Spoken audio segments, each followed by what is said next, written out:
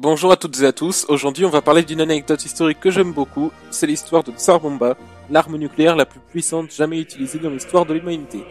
Elle a été développée par les soviétiques en plein milieu de la guerre froide, et à moins que vous ne viviez dans une caverne ou que vous ne soyez jamais allé à l'école de votre vie, vous devez probablement savoir ce qu'est la guerre froide, et je ne vais donc pas m'attendre là-dessus. Si vous avez dormi pendant les cours d'histoire, sachez que pendant des décennies, les soviétiques et les américains se sont menés une grande course à l'armement pour savoir qui développera le plus vite possible l'arme nucléaire la plus puissante possible.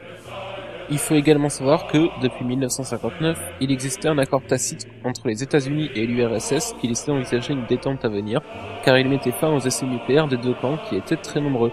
Voici une petite carte avec l'emplacement des essais nucléaires dans le monde. Vous en voyez par exemple au Nouveau-Mexique, aux îles Marshall, au Kazakhstan et en Nouvelle-Zélande, là où sera par ailleurs testé Tsar Bomba. Revenons-en donc au sujet. Tsar Bomba, c'est 57 mégatonnes de puissance nucléaire. Pour vous donner un objet de comparaison, la bombe atomique envoyée par les Américains à Hiroshima, Little Boy pour les intimes, faisait environ 0,016 mégatonnes.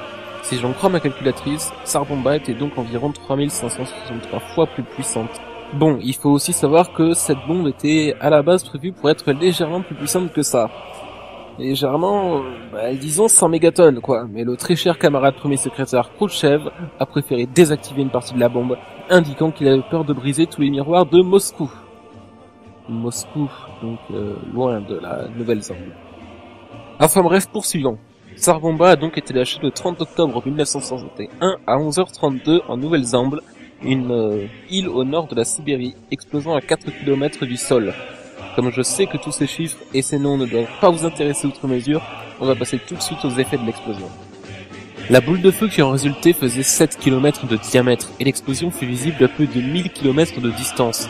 Tout sur 25 km fut littéralement vitrifié, et pour ceux qui ne savent pas ce que ça veut dire, ça signifie que le sol a pris la consistance du verre. La chaleur fut ressentie jusqu'à 300 km de distance, et tout ce qui se trouvait à moins de 100 km fut brûlé au 3e degré. Mais ce n'est pas tout. Là, c'est les effets à proximité de l'explosion, mais on en a ressenti des effets loin sur le globe entier. En Norvège et en Finlande, on a constaté des vitres brisées et plusieurs dégâts matériels dus aux secousses provoquées par Tsar Bomba. On aurait même ressenti des vibrations jusqu'à New York, de l'autre côté du monde. Voilà donc pour les effets de Tsar Bomba. Mais je parie que, tout au long de cette vidéo, vous ne vous êtes demandé à aucun moment, mais au fait, pourquoi Tsar Bomba ? Et je pense que les 2/3 des gens qui m'écoutent se fichent totalement de savoir, mais oui au fait, pourquoi le nom de Tsar Bomba ? Mais, comme je suis très gentil, je vais vous apporter une réponse à vous, ceux qui ont envie de savoir. Ce nom est donc celui donné par les Américains à cette bombe soviétique, et c'est celui que j'utilise parce que je le trouve monstrueusement classe. Mais les soviets, eux, lui avaient donné un autre nom, Ivan. Ivan parce que c'était alors le nom le plus banal et le plus courant en Union soviétique. Comme ça, si jamais les Américains espionnaient leur communication, jamais ils n'auraient pu se douter que Ivan faisait référence à une arme de destruction massive, tout au plus à un officier de l'armée. Les Américains avaient eux-mêmes déjà utilisé cette méthode pour nommer Little Boy et Fat Man, des surnoms très utilisés aux États-Unis. Fat Man qui a donné son nom à l'arme nucléaire des Fallout pour prolonger la petite histoire.